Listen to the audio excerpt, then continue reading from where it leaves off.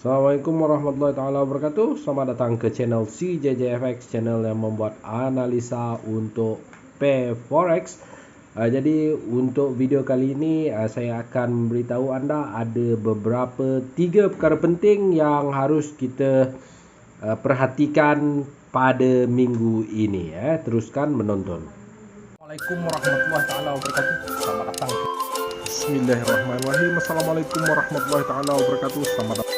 Bismillahirrahmanirrahim. Assalamualaikum warahmatullahi taala wabarakatuh.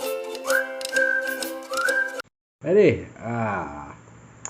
ada 3 perkara, ada 3 benda penting yang akan berlaku pada minggu ini yang harus kita perhatikan betul-betul, okey.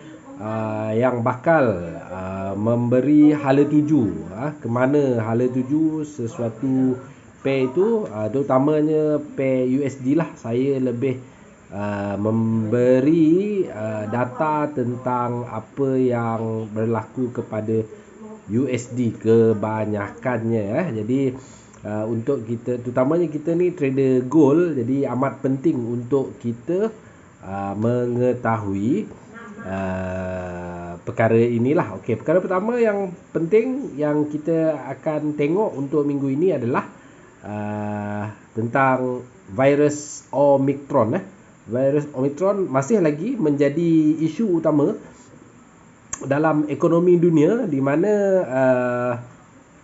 Omicron ni dia masih dalam kajian lagi. Kita tak tahu lagi, masih dalam kajian.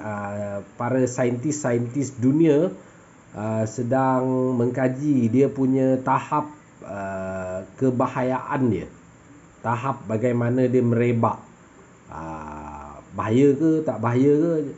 Jadi benda begini telah menyebabkan market berada dalam keadaan huru-hara, dan yang paling teruk menerima akibat daripada perkara ini sudah tentulah dalam bahagian saham. Walaupun kita ni tak trade saham, tapi itulah yang berlaku dalam financial market, di mana ketidaktentuan disebabkan oleh virus Omicron ini menyebabkan market dalam ketakutan, dan antaranya juga dia telah melambatkan proses untuk recovery untuk sesebuah negara. Contoh macam USD pun terkena sekali sebab memang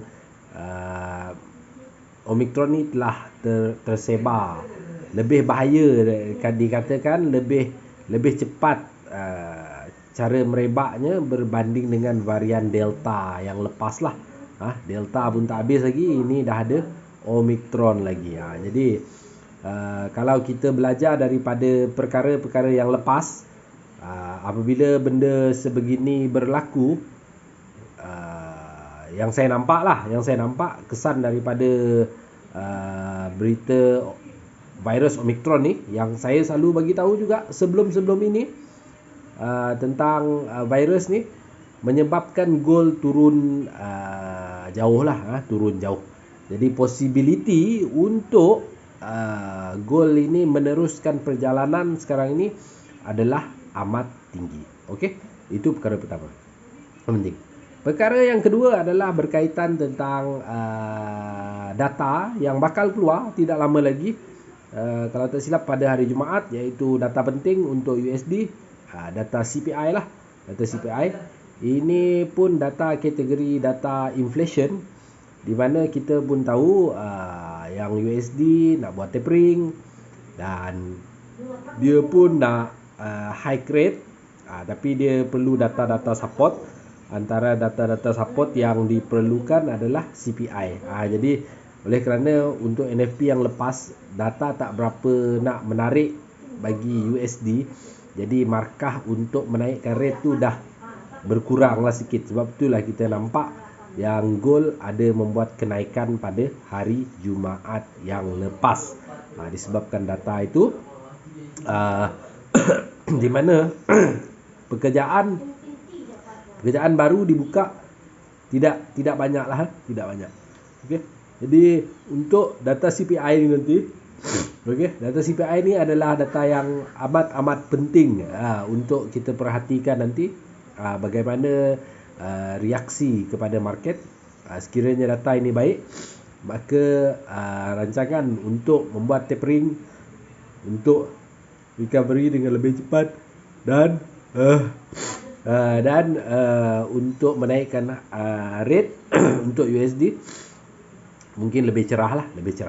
Jadi benda sebegini biasanya menyebabkan USD menjadi kuat, kebiasaannya lah.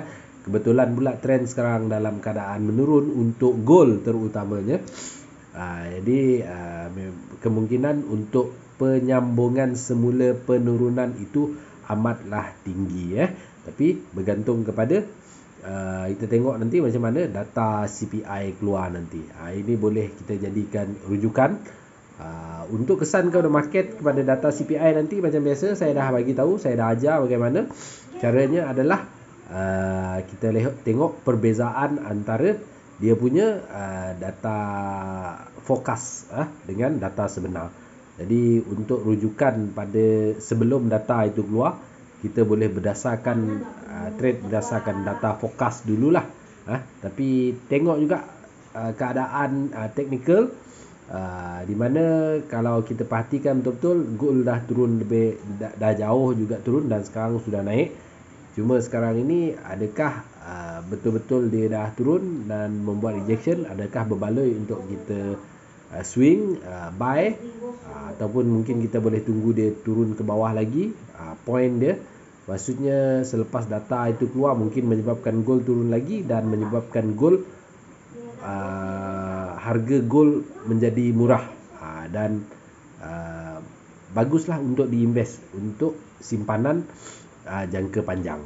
Tapi berdasarkan sentimen, kalau CPI itu meningkat, inflation, jadi dia lebih menjurus kepada kekuatan USD lah. Okey. Seterusnya adalah data penting daripada UK, yang ketiga, yang terakhir daripada UK, iaitu data GDP yang bakal dikeluarkan. GDP pun sama. GDP sebenarnya GDP pula, UK GBP lah. Yang dia nak keluarkan minggu ini ada data GDP. GDP perolehan gross domestic. Gross domestic, nak tengok macam mana keadaan ekonomi di UK lah. Bagi GBP GBP. Macam mana keadaan ekonomi dia, adakah semakin meningkat ke, macam mana ke?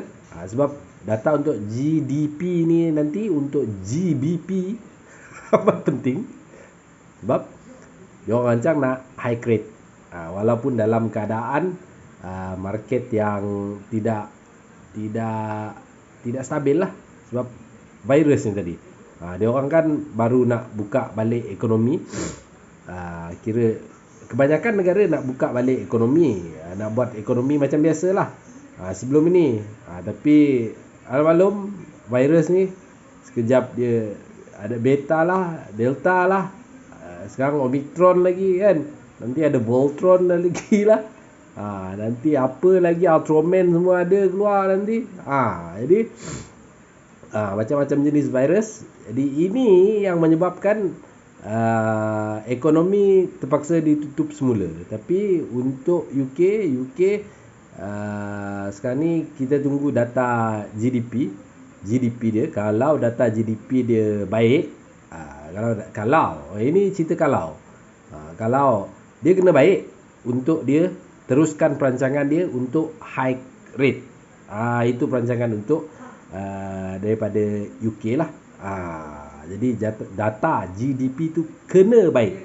Kalau tidak baik, maka oleh kerana ni pun dah hujung bulan, dia orang pun sebenarnya decide untuk buat cepat. Ada kemungkinan dalam bulan ni lah. Dalam bulan ni lah.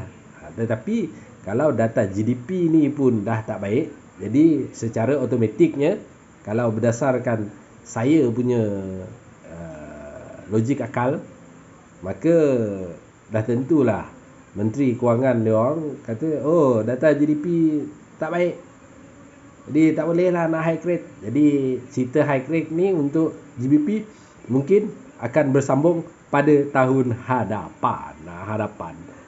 Itu antara hint-hint yang boleh kita perhatikan. Jadi untuk GDP, GBP nanti kita tengok data, kita boleh follow data. Kalau data tak baik, kebetulan sekarang ni untuk kalau kita tengok GU memang junam jauh.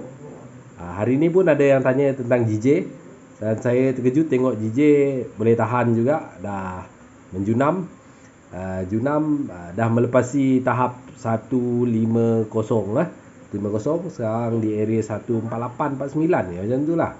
Kalau tak silap saya dah lupa dah. Okey. Jadi possibility untuk dia turun lagi jauh, mungkin dia akan pergi 145 lah. Mungkin dia akan pergi 145. Tapi kalau data GDP ni baik, possibility untuk reversal adalah tinggi. Maksudnya peluang untuk buy, contoh anda trade, saya ambil GU lah. GU paling senang lah, sebab saya dah biasa trade GU, saya dah faham macam mana perangai dia. Dia memang sekarang trend memang dia kuat turun sebab oleh benda-benda yang saya bagi tahu tadi, terutamanya tentang tapering USD. Walaupun dia orang dah buat dah tapering sebab itulah USD mengukuh, tambah lagi dengan sentimen COVID. Jadi USD sekarang memang betul-betul kuat kat bawah. Jadi untuk siapa yang nak trade GU tu, alang-alang nak swing buy, kita cuba cari entry yang betul-betul kat bawah lah. Sebab potensi untuk dia naik semula sekarang ini adalah amat tinggi lah.